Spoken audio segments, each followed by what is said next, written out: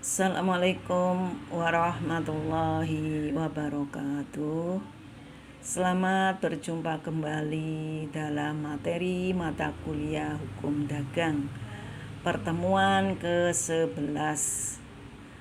Ibu di sini akan menguraikan secara garis besarnya saja tentang konsolidasi dan akuisisi.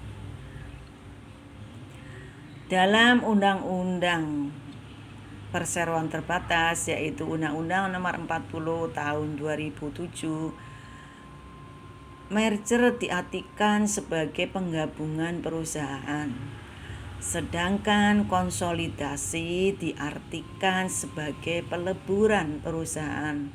Secara hukum, keduanya memiliki perbedaan pokok, yaitu diantaranya dalam merger status badan hukum yang dipertahankan adalah perusahaan yang menerima penggabungan, bukan perusahaan baru.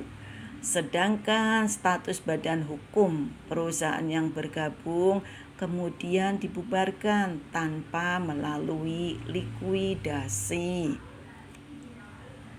Dalam konsolidasi, status badan hukum perusahaan yang meleburkan diri menjadi bubar tanpa melalui likuidasi dan kemudian membentuk badan hukum perusahaan yang benar-benar baru.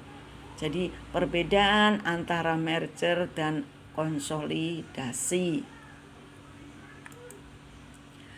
Ciri-ciri daripada konsolidasi: ada 2 atau lebih perusahaan yang meleburkan diri untuk membentuk perusahaan baru. Perusahaan yang meleburkan diri bubar demi hukum tanpa adanya likuidasi. Perusahaan baru hasil peleburan harus mendapatkan status badan hukum yang baru dari Menkumham. Rancangan konsolidasi dan konsep akta konsolidasi wajib disetujui RUP di masing-masing perseroan. Sekarang akuisisi. Akuisisi menurut Undang-Undang Perseroan Terbatas adalah pengambil alihan, adalah perbuatan hukum yang dilakukan oleh badan hukum atau orang perorangan untuk mengambil alih saham perseroan yang mengakibatkan beralihnya pengendalian atas perseroan tersebut.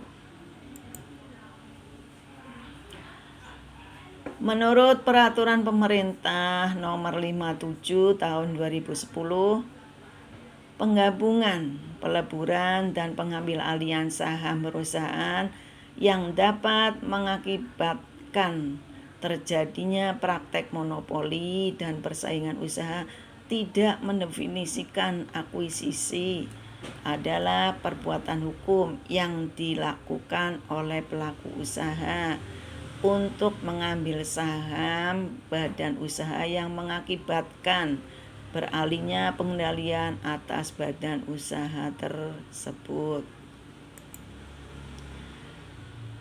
Ciri-ciri daripada akuisisi yaitu diantaranya adanya perusahaan yang mengambil alih, perusahaan pengakuisisian, dan perusahaan yang diambil alih. Yang kedua, akuisisi bisa dilakukan terhadap saham atau aset milik perusahaan tersebut. Akuisisi saham hanya dapat dilakukan terhadap perusahaan target berbentuk PT sebab kepemilikannya diwujudkan dalam bentuk saham. Yang keempat, akuisisi aset dapat dilakukan terhadap perusahaan perseorangan, persekutuan, dan badan hukum seperti perseroan terbatas dan koperasi.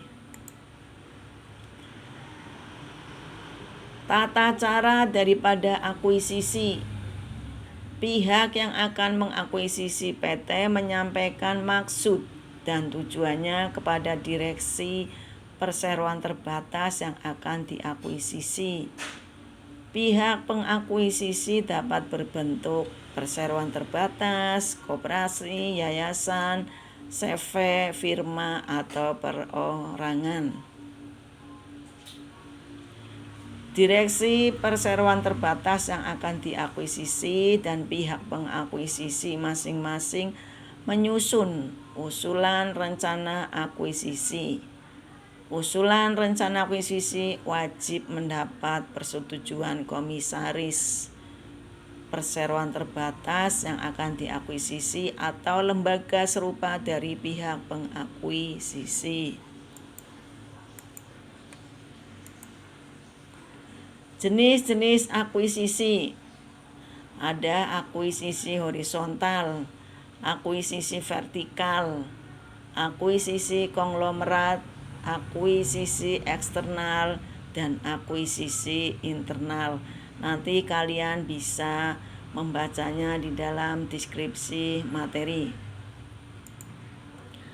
Manfaat daripada akuisisi diantaranya yaitu meningkatkan efisiensi melalui sinergi yang tercipta di antara perusahaan yang diakuisisi, memperluas portofolio jasa yang ditawarkan yang akan berakibat pada bertambahnya sumber pendapatan bagi perusahaan,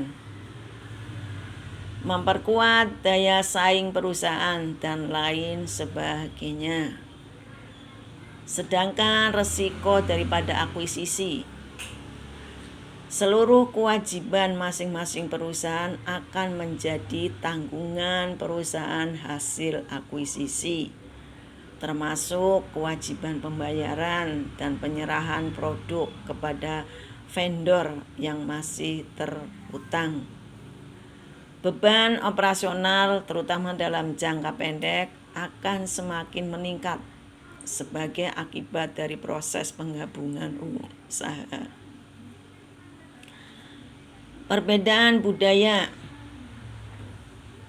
corporate culture, sistem dan prosedur yang diterapkan di masing-masing perusahaan selama ini akan memerlukan penyesuaian dengan waktu yang relatif lama dan lain sebagainya. Itulah diantara resiko akuisisi dan manfaat daripada akuisisi. Demikianlah secara garis besar pembahasan mengenai konsolidasi dan akuisisi. Terima kasih. Wassalamualaikum warahmatullahi wabarakatuh.